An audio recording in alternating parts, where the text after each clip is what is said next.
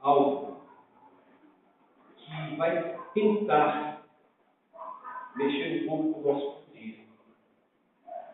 Porque nós somos seres fadados a sempre estagnar-se, a acomodar-se.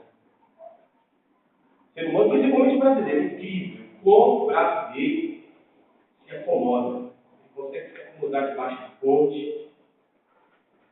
Quando eu evangelizava nas ruas, tinha gente que falava que aquele lugar estava bom. Eu conhecia, cheguei a ter o privilégio de conhecer vários engenheiros de carreira bem sucedida. E que ele achou e encontrou lugar, um espaço na rua. Achou um lugar para ele ali, bom. Famílias estruturadas.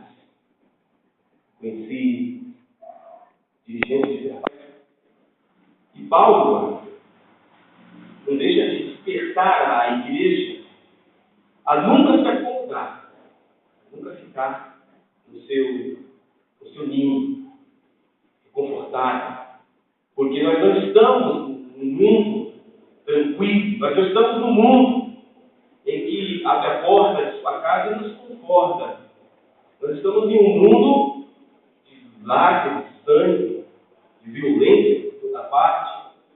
Um mundo que a igreja sente sempre incomodada e sempre será incomodada. Porque a igreja que não é incomodada por este mundo, o crente que não se incomoda com o pecado deste mundo, a degradação humana deste mundo, alguma coisa está errada com ele. Precisa reavaliar se a sua vida ou a vida do crente, ele está, não se incomoda com esses noticiários terríveis de pedofilia.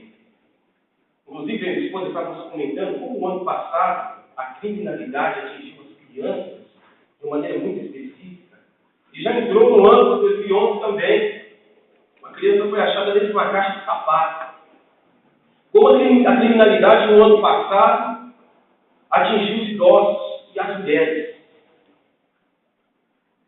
E nós, como igreja, não podemos de maneira alguma cruzar os nossos braços. Aliás, a igreja unidade da história parece que tem demonstrado, ao invés de ser um povo inconformado, um povo que protesta, um povo que é perseguido, tem procurado encontrar lugares onde Cristo jamais gostaria de estar. E eu fico pensando na real situação do cristianismo nos dias de hoje. Porque o Evangelho de Jesus Cristo hoje tem que ser parado. Eu consigo perceber isso, você também consegue, porque os espíritos estão aqui e daí. Os espíritos dizem à igreja que teria tempos maus, tempos difíceis.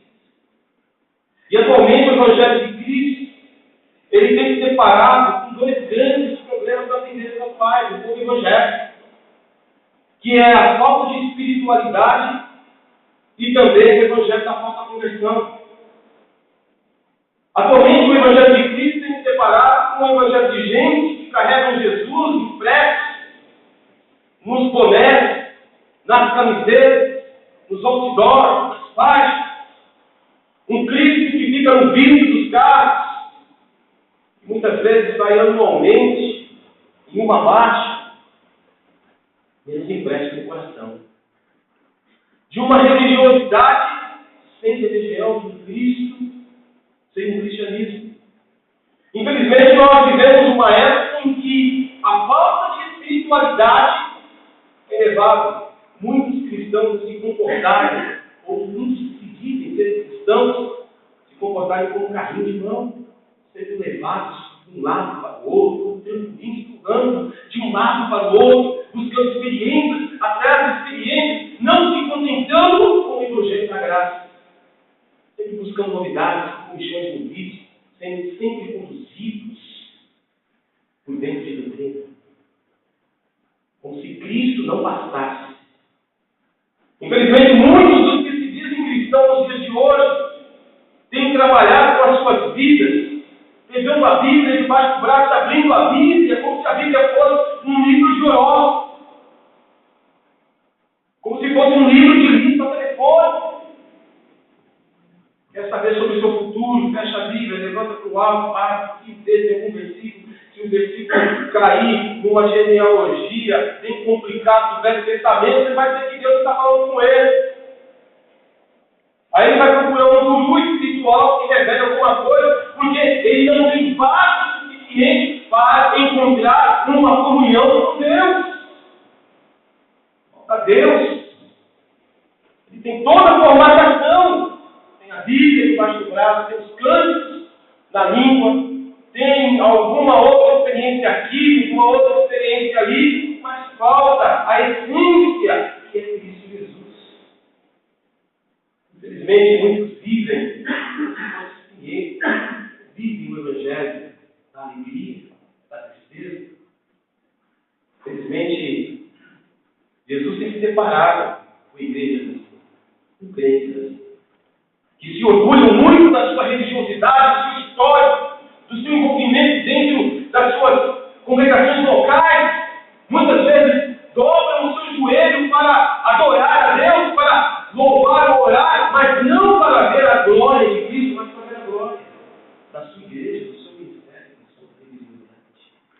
Jesus tem se separado com o Evangelho assim, que se compõe um triste quadro de uma graça barata, de uma graça escorrifada na tela, de uma falsa conversão, de gente com dupla identidade, sabe? Ser uma coisa aqui, outra coisa ali, veste com alguma coisa lá, maquia-se de um lado, maquia-se de outro. O Evangelho que somente sabe se resumir simplesmente em 4 paredes, sem ter um encontro com Cristo transformador. Falam da graça, falam do perdão, falam do amor, mas não se submetem às suas paixões carnais, ao poderio de nosso Senhor Jesus Cristo. Esse é o quadro que eu vejo nas igrejas de hoje. Sem contar os tristes quadros que já foram retratados milhares e milhares de vezes, e que parece que, incessantemente, sem cansar, as pessoas adoram sempre se deparar com um tipo de evangelho, não o evangelho das alturas, mas o evangelho da baixaria, de um Cristo de uma graça barata, de uma maldição de evangelho genérico, criados aí nos cultos das igrejas, nos corredores das igrejas, e sempre vem deturpando a obra e a graça de Deus, o evangelho que está acostumado ao estilo repugnante da morte, porque não tem simplesmente um produto neutro de suas vidas, não conseguem estar aonde estar para fazer diferença do evangelho da graça de Jesus Cristo. Esse texto aqui nos mostra algo extremamente diferente. Para mim, eu leio esse texto e consigo enxergar uma coisa, onde o crente, o cristão convertido está, sempre vai haver diferença.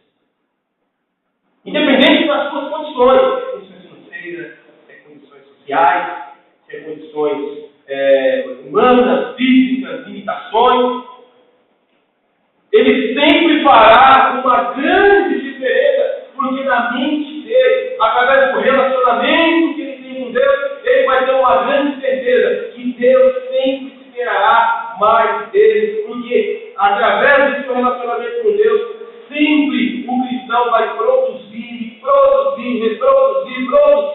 produção do reino de Deus, produzir coisas que ele nunca imaginou que ele poderia produzir, porque ele sabe que Deus espera mais de você.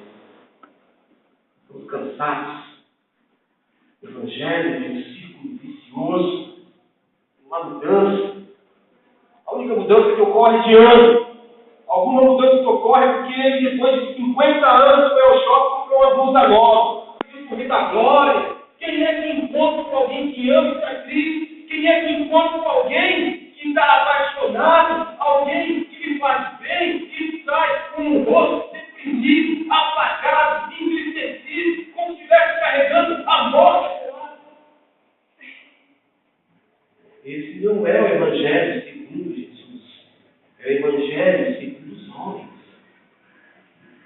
É o Evangelho segundo o eu quero, o meu jeito, da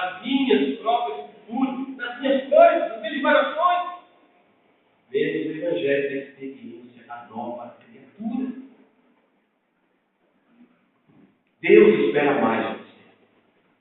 Eu quero dizer exatamente isso. Deus colocou no meu coração para dizer para você é que Deus espera mais de você. Se você está contente, está tudo bem, pastor. Tudo ótimo. Porque eu preciso estar ouvindo isso. Para que você saia com isso. Para que você não ache que você já viu tudo de si. Para que você não anule e também não limite a graça de Deus sobre a sua vida e sobre a vida das pessoas que Deus colocar ao seu lado. Para que você não viva uma decepção religiosa. Aliás, eu gostaria muito que você, sinceramente, do fundo do meu coração, eu gostaria muito que você sofresse uma decepção religiosa para que você pudesse encontrar o Evangelho da graça. Porque ainda tem gente que investe e aposta todas as suas fichas na religião. Por isso que estão decepcionados. Por isso que não acreditam mais que Deus opera, que Deus transforma corações, que Deus pode pegar um ajuntamento, que Deus tem um povo nessa terra chamado povo de Deus, que nunca vai se conformar com esse mundo, e sempre vai ouvir uma palavra para dar uma reação diferente, que sai daqui do meio desse povo meu, sai do meio desse lugar, povo meu, desperta com idosos, porque Cristo sempre será um povo que ouvirá uma chamada para sair de dentro para fora, de dentro de certas certas prisões para fora. Esse texto começa a dizer que um pequeno povo, considerado pelos outros, pequeno, humilde, pobre, um povo que quando se olha não tem nada para oferecer, causou diferença. Porque Deus não precisa de números. Deus ele não utiliza a nossa contabilidade para os nossos cálculos humanos para realizar alguma coisa. A economia de Deus é diferente. Nesse momento eu quero que você feche seus olhos, eu quero orar por você. Deus espera mais de você. Deus, Ele tem mais para realizar na sua vida. Se tão somente eu e você deixarmos esse Espírito de Deus que nos convence, que sempre está apelando, filho meu, ouça as minhas palavras, filho meu, Ele vai te fazer. Ele vai segurar você pelas suas mãos e vai te levar para um lugar onde você vai ter uma visão da glória de Deus para a sua vida. E você não vai ter o evangelho da mesmice. Você não vai ter um evangelho que vai ter pura repetição de situações em sua vida. Um crente orgulhoso chegou a um pastor e disse: pastor, eu tenho 30 anos de evangelho. Já vi tudo na igreja. Se você pudesse imaginar que eu vi. Ao passo que o pastor somente lhe respondeu: você só tem um ano de evangelho. E o resto desses 29 anos que você cita é pura repetição. É puro formalismo. Porque muitos que começavam bem no evangelho, hoje estão estagnados. Estagnados por causa da razão. Estagnados por causa do orgulho. Estagnados porque não aprenderam a conviver com a alegria da graça do Evangelho. Um Evangelho que não impõe ao homem a não ser uma única coisa: arrependimento, metanoia, mudança de pensamento e uma entrega seguida de abandono nas mãos de Deus. Eu creio que Deus espera que você se abandone nas mãos de Deus. Às vezes você está pedindo para que Deus atue na sua causa, mas você não está nem pedindo para que seja atuar da causa de Deus na sua vida. Eu quero que você olhe. Será que você está bom do jeito que está aí?